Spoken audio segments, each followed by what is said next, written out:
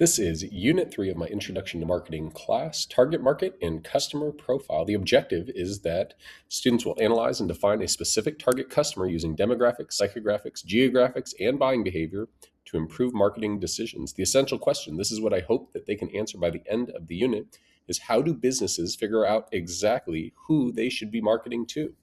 In all of my units, I do provide teachers with a teacher guide with a pacing structure.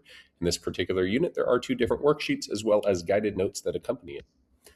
In the introductory opening, I always give some kind of an anticipatory set or a hook. Who is actually buying this? And it's a generic picture of an energy drink of sorts. Students will come up with all kinds of different responses. I encourage them to be specific. Not everybody. Describe the person. Your answer may not match the person next to you, and that's intentional.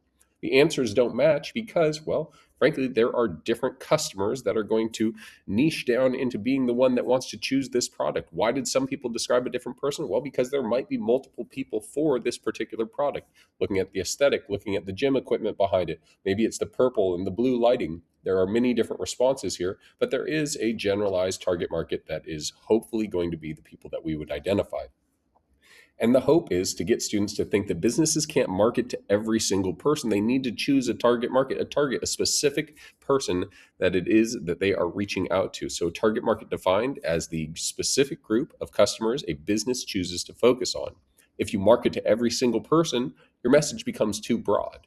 And so the students need to start thinking about how do businesses choose. They break customers into groups. Maybe it's adults or kids or families with kids or teens, and fill in the blank. It could be multiple different people. It could even be generations. And this concept is called segmentation, where businesses break customers into groups so that they can better understand who to market to. Who are they advertising to? I showed two quick video clips. And so these next two videos, one is for the Barbie movie trailer a few years back, and the other is for the AirPod Pros.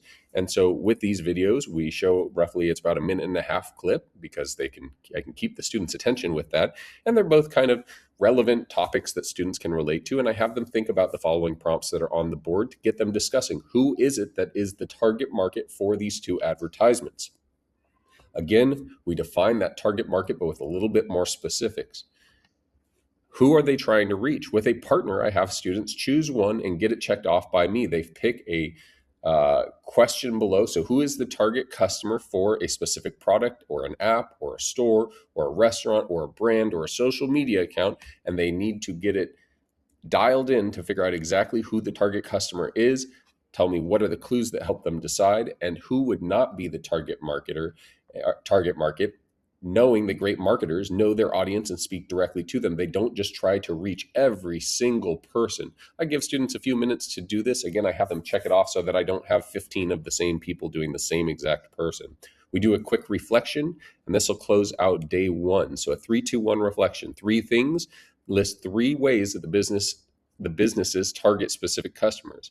2 examples of how ads target specific customers, and 1 question that students might still have. On this next day, we start talking more about market segmentation and how we can break up an individual consumer into their geographic location. These are all things that we can count.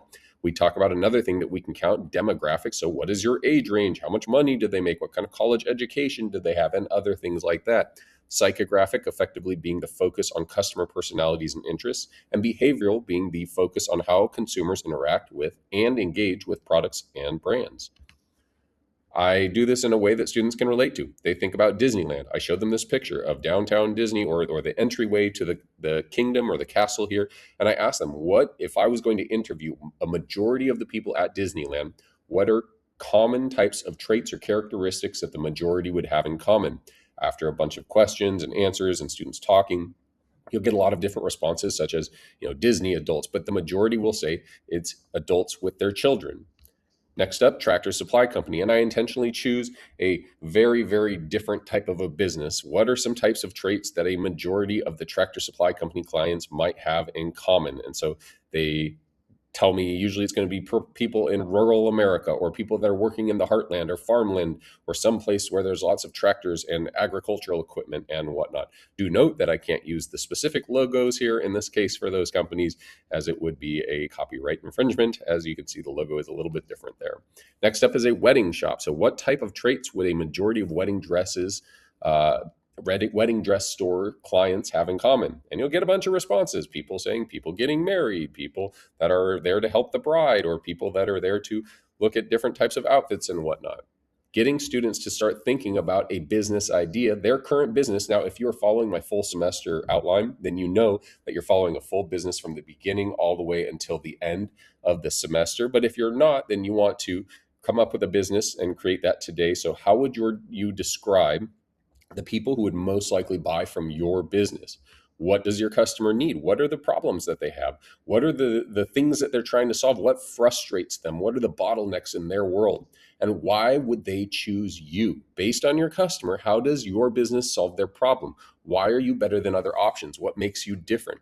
In my classes, I often say this key pitch phrase right here is most successful businesses share one thing in common. They solve people's problems at a price that people are willing to pay.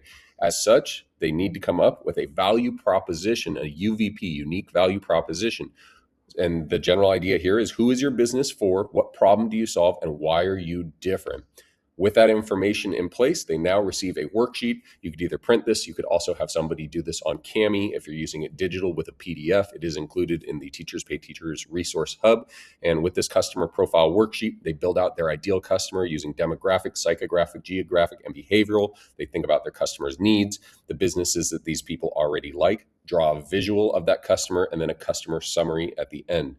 This takes us pretty close to the end of the day here, and this is just a generalized idea example of what students are going to create with it.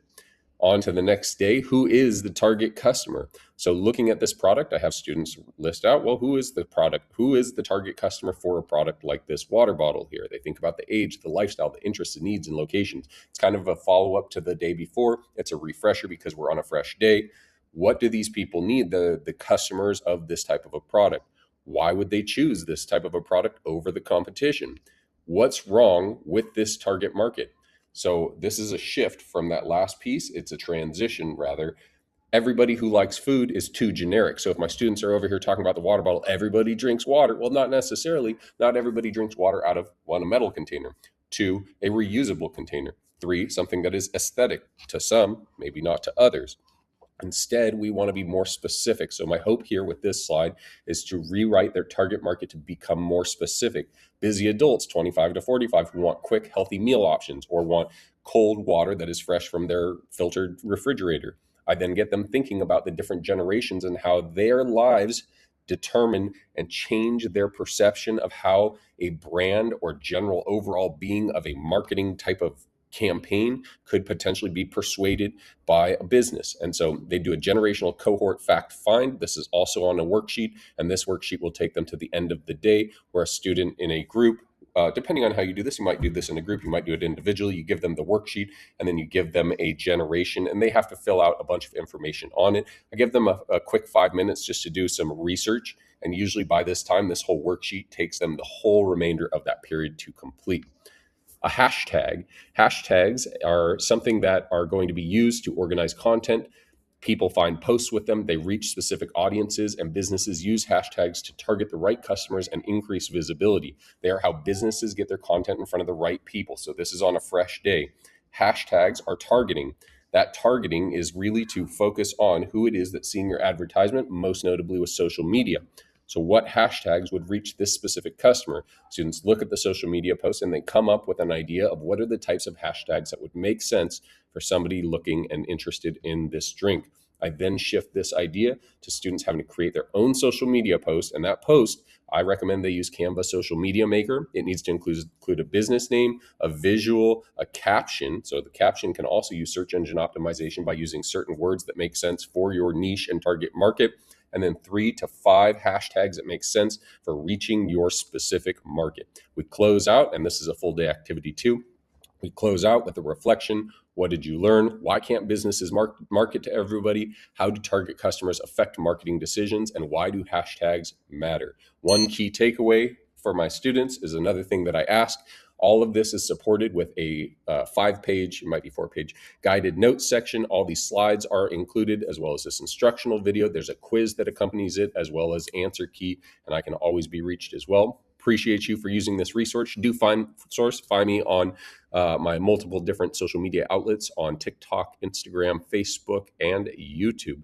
If you have any questions, do leave me a message or find me on Teachers Pay Teachers. Appreciate you for teaching the most valuable classes on campus.